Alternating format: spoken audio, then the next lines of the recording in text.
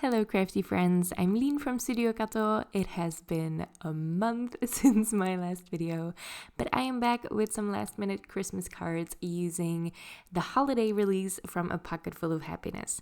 Now, since this release, they have had a new one as well, and both are stunning, so I highly recommend you check them out.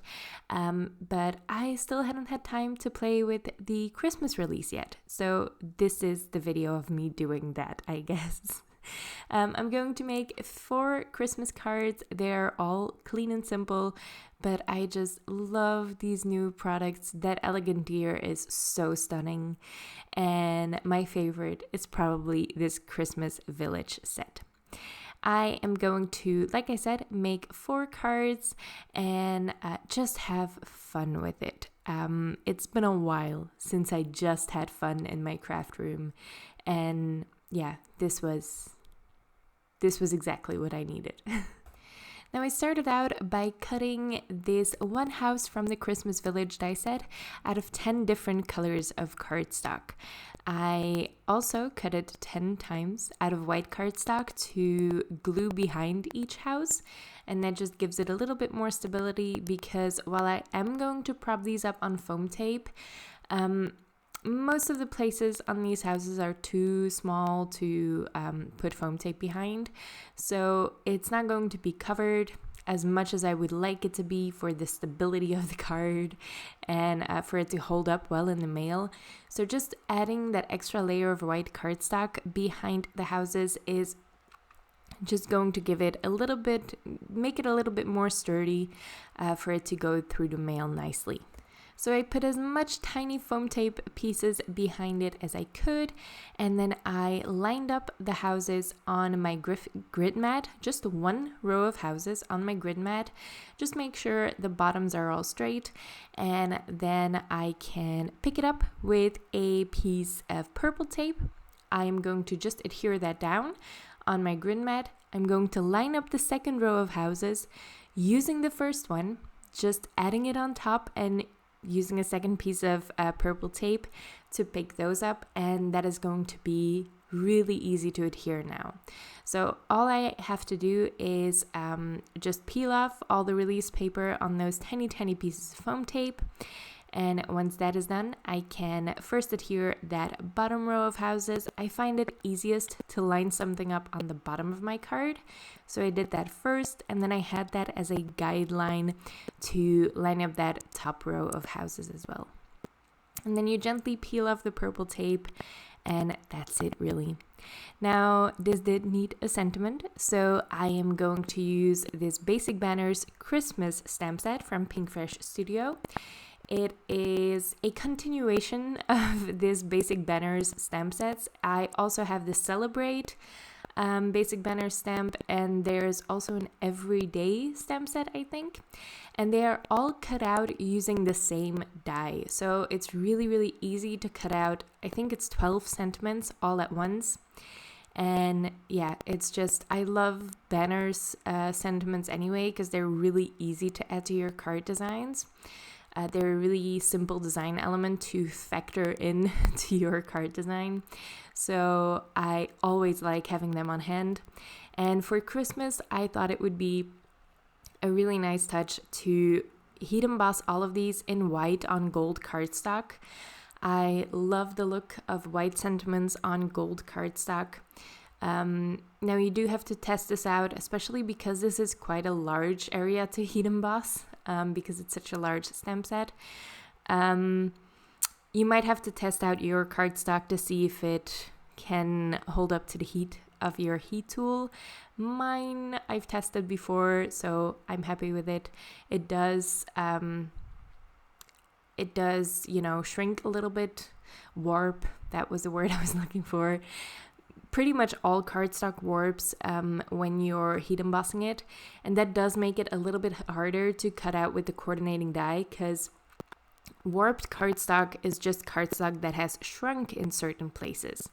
So it's not going to line up perfectly. Now, I don't mind this, but yeah, some banner sentiments maybe aren't exactly in the center of the banner. I don't think it's that noticeable, but just so you know, that is normal. I'm going to prop that up on 2 layers of foam tape, just so it can, rise up above the houses a little easier. And that banner sentiment is also backed with another die-cut banner out of white cardstock as well. I love layering up my cardstock because I also just think it looks better when the die cuts are a little bit more substantial, a little thicker. So this is the first card I made, and the next card is also going to feature the Christmas Village die set. Now, I was inspired by the back of the packaging to keep the houses white and just color the Christmas decorations. Now, I did add a colored background to this, and I'm using the Spellbinders Essential Arches later on to make a shaped card, and this is going to be the colored layer on top of that. I cut that out of Concord 9th cardstock. I think the color was Harbor. And then I'm adding some ink blending to the top of the night sky with blueberry ink and midnight ink, also from Concord 9th. Now, I did have some trouble with this. I don't know why, because I've never had this issue with Concord 9th cardstock, but it wasn't really taking the ink well. I spent a lot of time ink blending this and layering on the ink. And in the end, it still wasn't as dark as I wanted it to be. I just left it as is because I couldn't layer on any more ink. But yeah, I don't know if this cardstock is just extra smooth or what it was, but it wasn't really absorbing any of the ink. Maybe if I had let it dry overnight, I could have layered on more of a dark shade. But I didn't want to bother with that. I just wanted to have some fun making Christmas cards. So I left it as is, and it still looks nice. Now, to make a shaped card, I cut 2 of the essential arches of the largest ones, and I put a score line near the top of one of them. This is going to be my back panel of the card base. I am putting glue on everything above the score line, and that is where I'm adhering my second arched panel too. That's just going to create a flap to fold. Now, if your die cut machine can handle it, you can also just fold a piece of cardstock into and die cut the arch once and make sure that the fold is under the cut line. That makes sense when you see it, not as much when I'm explaining it. But yeah, then you don't have the full arch, shape, but it doesn't really matter. You're not going to notice it really that much, and you don't have to glue anything together. So that's a possibility. My cardstock is too thick to cut 2 layers at once. I'm going to adhere everything on my card base. Now, to set that blue panel apart a little bit more from that white card base, I did add a single layer of cardstock behind it as well. Usually I layer it up a little bit more, but my houses are already 3 layers of cardstock thick, so I didn't want to add too much bulk to these. I'm going to add all the tiny little details. There's a clock in the church tower, which I added as well. And then there are these little string lights and a wreath as well. So I cut those things out of colored cardstock just to add tiny little pops of color, and I love the look of that. Again, I got that idea from the back of the packaging, but usually the back of the packaging has great ideas. So I highly recommend you get inspired by those. I'm going to glue those tiny little string lights down using my jewel picker. Now, you could add embellishments to this, and that would be really fun as well instead of those die cut string lights. But I was die cutting houses out of 10 colors of cardstock anyway, so I just die cut the string lights out of the same colors while I was at it. So yeah, I didn't really I didn't spend extra time die cutting the string lights is what I mean. I'm going to add another one of those banner sentiments from Pinkfresh Studio using some foam tape. And then to finish this card, I am actually going to add some crystal glaze, Nouveau crystal glaze, to those string lights. This is pretty much the same thing as, what's that thing called from Ranger? Glossy accents. It's pretty much the same thing, but this doesn't dome up as much, so it's not as dimensional. It really just adds a glaze. It is a little dimensional, but not as dimensional as, I forgot the name again, Glossy Accents. But it does dry a lot quicker, which is why I like it. You still have to leave it alone for a little bit. It's not going to dry instantly, but it's still going to dry within an hour. I think Glossy Accents takes a lot longer to dry, so that's why I prefer this one. But essentially, they do the same thing. So if you have one or the other, just use that. I really like how this card came out with just the white houses on that ink blended background. The next card is even more simple. This has the Gingerbread Joy die set, which is so fun and unique. I would love a full gingerbread alphabet. I will probably never use it, but I still would love it because it looks so cute. These are just cookies in the form of joy. And I mean, all cookies are a form of joy, aren't they? I die cut the icing out of white Nina Solar white cardstock. I die cut the base cookie.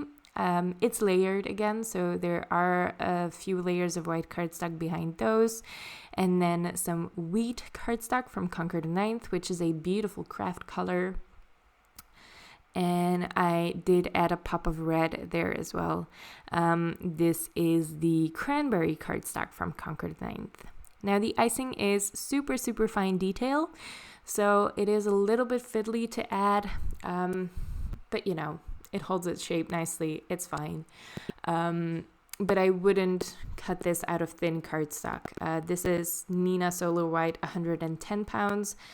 I wouldn't go below 110 pounds, honestly. It is the thinner your cardstock is, the more fiddly those super detailed pieces are going to be. For my background, I just wanted to add a little bit of texture, so I used the Spellbinders Ski Lodge embossing folder. This was released last year, and I think this was actually part of the collection that Joka designed for Spellbinders last year. And Joka is the owner and designer from A Pocket Full of Happiness as well. So yeah, love that. I didn't really intend for that to use that. It just fit the design nicely. I am going to add 2 layers of white cardstock behind that powder blue embossed panel. This is powdered cardstock from Concord 9th, so powdered is the color. And I did add a tiny strip of gold cardstock as well, just for a little, a break, honestly, from that blue background. I thought it needed a little more pizzazz, and yeah, maybe a little less blue, or like a less expensive background. Expensive with an A in the middle, not an E. This gingerbread die set, or gingerbread joy die set, also includes a lot of tiny hearts. They all die cut at once. I didn't die cut one tiny heart a million times. And they're great little decorations for the cookies, so I added those, again using my jewel picker, because I am not going to pick those tiny hearts up with my fat fingers. Jewel pickers are your friend. I always use them for adhering my die cuts together. To finish this card off, I am going to add more hearts. These are just some heart-shaped embellishments. I forgot where they are from, but I think Studio Katya has some. Maybe not in this exact color. These are really pale pink. But yeah, I rarely use these, but I try to use them as often as I can because I feel like they're going to waste anyway, otherwise. And I do love that little heart detail as well. And that's 3 clean and simple Christmas cards done, and the fourth one is honestly probably my favorite. I love this elegant deer, and it is so easy. Now, the back of the packaging has some amazing inspiration. Again, I love the blue deer with white details and red details. It is stunning, but I went back to my trusty combination of craft, white, gold, and little pops of red, which is perfect for Christmas cards. It always works. It's just so stunning. So I cut that deer out of Nina Solo White, and I layered on the details. So this has some fun little foliage details that I cut from gold glitter cardstock, and the same for the antlers and the hooves as well. So I almost left it as that. So I almost left the reindeer with just white and gold, which I think would be stunning as an ornament. If you have some ornament topper dies, just add them to this. It would be so stunning. But I added some red and pink flowers to this as well, which are included in the die set. And I think those pops of color just make it a little bit more fun. This is just elegant, but with the pops of color, it becomes a little bit more fun. This pierced Christmas background is an A7 die, which I love because you can use it on smaller cards, you can use it on mini slimline cards. It's a lot more versatile than an A2 cover die, to be honest. So I really love that Chakra releases so many of these. And this pierced Christmas background is perfect for Christmas cards. I love background dies like this that just add pierced detail because they're so easy backgrounds and they work every single time. I love me a pierced detail background. I have so many cover plates and they're my favorite backgrounds. I don't know what to tell you. I propped that up on some foam tape on my craft panel, and then I'm going to fiddle with the flowers a little bit and see where I like them. The pink didn't contrast well enough with the craft cardstock, so all of the flowers that are adhered directly on the background, I used cranberry red for. And the flowers that are on top of the antlers or on top of the deer, I kept pink because, yeah, I had pink and red flowers and I played around with them and this was what I liked best. That's why. I'm adhering everything with Barely Art Precision Craft Glue, and then I'm going to finish these flowers off with some jewels. These are from Pinkfresh.